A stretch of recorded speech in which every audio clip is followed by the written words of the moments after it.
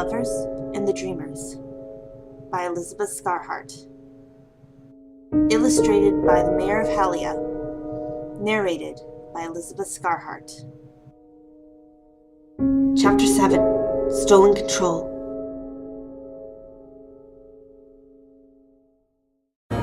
Ink and Sans ran to the clearing near Dream's hut. Dream! Ink called for the upteenth time. Sans strained his hearing. Not a sound. Dream! Where are you? Ink called out again. This time, they could hear a muffled voice from inside the hut. The two dashed in. The hut itself was thankfully unharmed, but there were undeniable signs of a magical struggle. Broken glass littered the floor, and furniture was on its side. Dream was in a corner, pinned by a toppled bookshelf.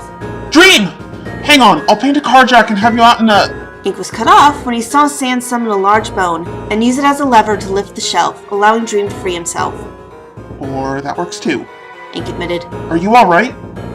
I'm not hurt. Dream assured him. I don't know how, but Nightmare gained a whole lot of power really quickly. I couldn't hold him back. Yeah, I figured that out from the looks of this place. Ink nodded grimly. Sans and I were here just 2 days ago. I've never seen Nightmare gain so much power so fast. He must have really hurt someone badly this time. I don't understand. Who's Nightmare? Sans asked. To make a very long story short, Nightmare is Dream's twin brother and essentially Dream's version of Error. Ink explained. Dream is the embodiment of positive feelings. Nightmare embodies negative feelings. They're supposed to balance each other out, and for years they did, until Nightmare betrayed his duty in Dream, and now Dream has to fight harder to keep his brother's power in check. Sans nodded. And you think Nightmare is targeting someone? Ink nodded. Energy beings don't need to recharge their powers to survive like I do, but a large amount of energy in their domain makes them stronger.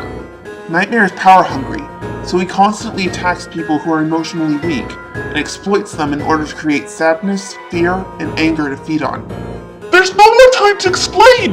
Dream said in a panic. Ink, we have to find my brother and figure out how he got so strong! Right. Ink agreed. Sans, I'm sorry, but... It's okay. This is an emergency. Sans said. Let me help out. Maybe I can help resolve this quickly. Then we can get back to my mission. Ink was shocked. What? No! Sans, we already had to go out of our way to protect you from Error. I can't let you face another interdimensional villain. I'll be fine. I did beat Error in a fight once. Sans reminded him. Ink clenched his teeth, but he couldn't waste time arguing. Fine, but be careful. Nightmare is a very different sort of being than Error. The three began to search the realm. Sans could not believe how much it had changed. It had once been so full of life. Now it was barren and dark, as if the realm itself had lost hope. It gave Sans a distinct sense of dread, though it proved to be nothing against his courage.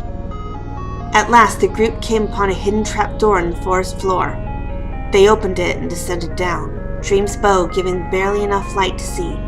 This proved to be advantageous, though, as it meant they weren't easily spotted either. Namely, they weren't spotted by the creature that awaited them in the room at the bottom of those steps. Sans actually recoiled a bit at seeing Nightmare for the first time. It looked nothing like Dream, or any other Sans he'd ever laid eye sockets on. The object at the end of Nightmare's tentacles, however, was a much different and even bigger source of fear. It was a large, dark, magical sphere. Curled up, barely conscious inside of it, was Papyrus. He's got Pappy. Sans whispered, his voice shaking. This explains so much. The onslaught of nightmares, the sun's shift in attitude, Papyrus's disappearance after telling Sans to leave. It was all Nightmare's doing. It looks like he's the victim. Dream said. Guess it's a good thing you tagged along. It'll be easier to save him with your help. Sans didn't need to be asked twice. What do I do? Ink and I will attack Nightmare. You stay hidden for now. Once he's no longer touching the sphere, run up and hug it. You'll be taken to your brother's subconscious. Do what you can to comfort him, and it should break him free. Dream instructed. Sans nodded and looked to Ink, giving him a small kiss. Be safe. Dream drew back his bowstring, and an arrow of light appeared. He let go, and it sailed through the air, severing one of Nightmare's tentacles. Nightmare turned as it grew back. The two interdimensional beings ran forward.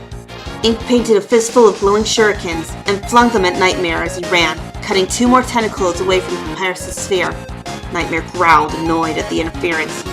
Keeping his final tentacle on the sphere, he shot forth his newly regrown limbs and attempted to impale the 2. They dodged on opposite sides. Sans ducked to make sure Nightmare didn't see him through the opening now between them. He heard Nightmare say.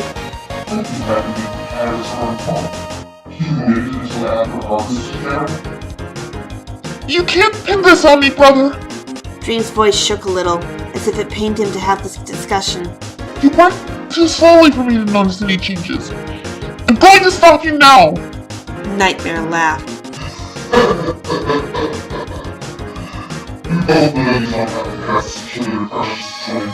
Quit it, Nightmare. You won't feed off of him, too. Ink said. He painted a lightsaber and dashed forward, attempting to slice the remaining tentacle. Nightmare grabbed him with his other tentacles when Ink got close, throwing him into a wall. This gave Dream an opportunity to shoot another arrow, breaking the final tentacle. Sans, go! He shouted. Sans burst out of the darkness that had hit at him and charged straight for the sphere holding Papyrus' body. Nightmare gave a shocked gasp and then focused his attacks on Sans.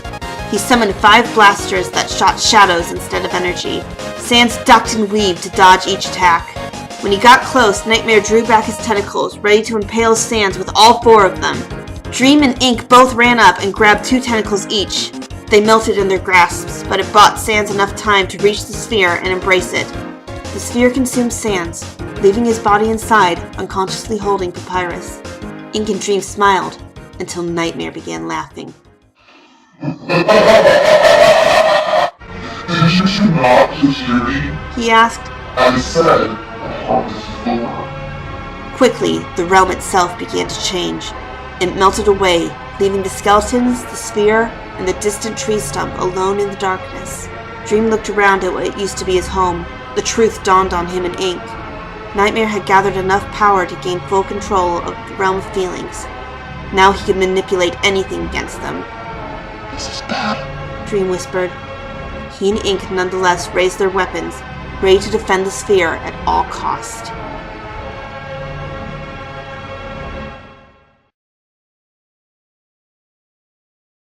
Dream! Hang on, I'll paint a jar cack. What is a jar cack? Is a carjack. Yeah, I figured that out from the looks of this place. Drink? That's